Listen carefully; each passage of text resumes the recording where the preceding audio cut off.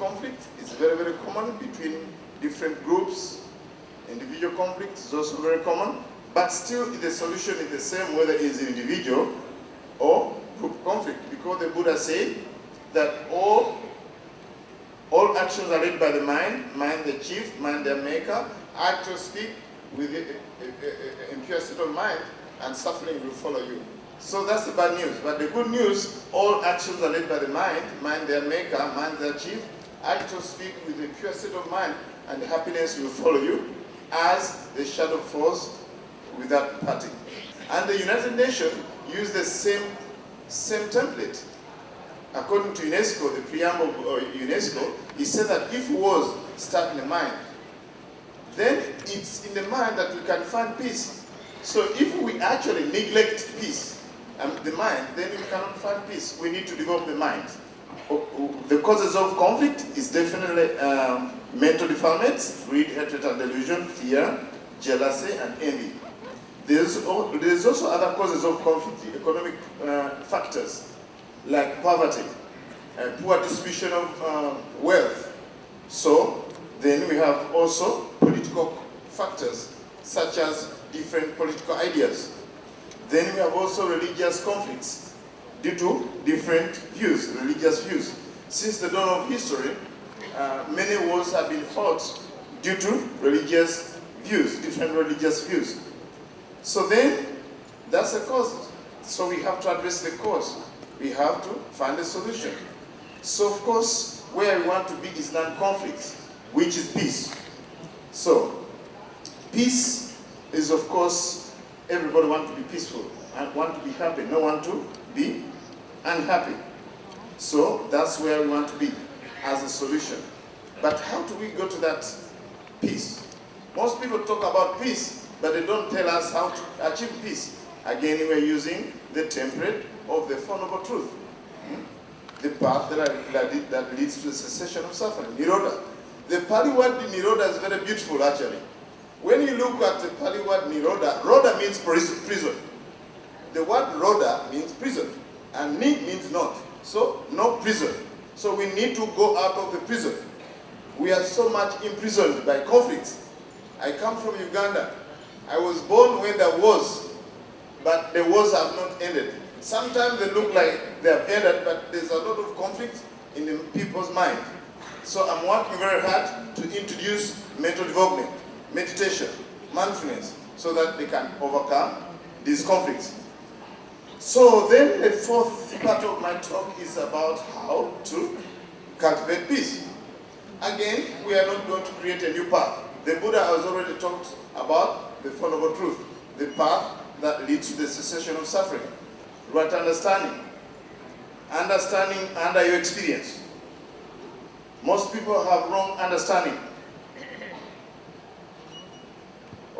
We have to understand that greed, hatred, and delusion is the cause of suffering. Most people think that the cause of suffering is not greed, hatred, and delusion. In Uganda, I was challenged at the University of Makerere. They said, no, the cause of suffering is not believing in God and His Son, Jesus Christ. So already I had conflicts when I was giving a talk there. The cause of suffering is greed, hatred, and delusion. You can dispute that, you can go for demonstration, but that's the fact. So, that's a way to peace. Gain wisdom, overcome wrong perception, misunderstanding. The second cause, another way which can lead to peace is right thought. Thoughts of generosity, thoughts of loving kindness, thoughts of compassion. So right thought is very, very important. Most people have wrong thoughts. They have thoughts of greed, thoughts of hatred, thoughts of cruelty. It doesn't matter which religion, but if your thoughts are thoughts of greed, hatred, confusion, cruelty, there's no peace. There's not going to be peace.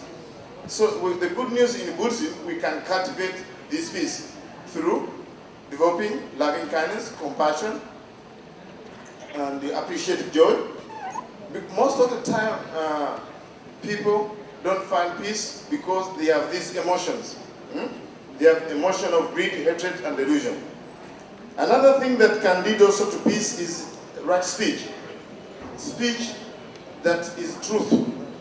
Speech that is harmonious. Speech that is very kind. Speech that is very meaningful. Most of the time, conflicts comes from wrong speech, telling lies. I always say the ability to tell lie is a liability. Most of the time, when we tell lies, their fear arises, tension, stress, and all these things. Right action is also very important if we to cultivate peace and build peace. We need to preserve life. We need to respect life. Irrespective of our religion, we need to respect life. We need to respect others' property. This is also part of United Nations. We respect others' property. We become generous. We become contented. Part of also right action is to make sure our relationship are harmonious. Marriage and other different kinds of relationships. Then right livelihood. The way we live our life should also be in harmony. We have to live a life, what we call simplicity, self-sustaining. We need also to be self-sufficient. This is very, very important part of right livelihood. Most of us, we are in conflict because we live in a way that's not sustainable. We don't think about even our next generations. We consume things as if we are just going to live only for today. We don't think about the next generation. All native societies, like Native Americans, Africans, anywhere where the native people, they always consider the next generation.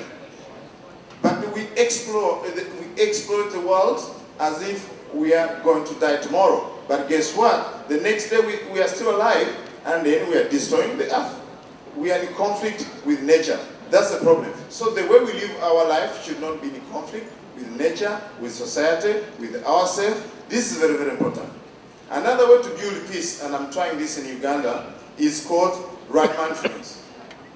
In other words, we have to make our mind full of virtues like compassion, loving kindness, all these kind of virtues, tolerance. All these virtues are very important if we are to build peace. Another one is the Noble Eightfold Path. The eighth one is right concentration. We have to focus on how to keep the society peaceful. We have to focus on our mind so that it's not tormented by mental defilements. Samatha meditation and Vipassana meditation, insight meditation. These two kinds of meditation are very, very important to make sure that we cultivate peace. Talking about peace, it's not going to bring peace. There are three kinds of peace I can tell you. One is talking about it. This is more simplistic. Okay, I wish you peace. Talk about it, that's not enough. So that's ordinary peace by saying, I wish you peace. But there's also peace we need to cultivate, which is the second level of peace. We need to cultivate it by following the Noble Eightfold Path. We need to meditate. We need to practice mindfulness. That's the second kind of peace. The last kind of peace is called ultimate peace, when we have to have what we call nirodha, cessation of all difficult emotions like greed, hatred, and delusion. That's the ultimate peace. That's what we are aiming for. As Buddhists and non-Buddhists, we are responsible to cultivate peace and remove conflict. I remember one time one person came to our temple in Uganda. He was a Protestant. He told me that, you know, my religion is kindness. I didn't know how this man told me that, because this is a buzzword for His Holiness, the Dalai Lama. The same person said is a Protestant and in Uganda, telling me that his religion is kindness. So my brothers and sisters, let us follow the Noble Eightfold Path. Let us follow the Four Noble Truths as a template we can give to the world in order to address conflict, the causes of conflict, peace, and peace building.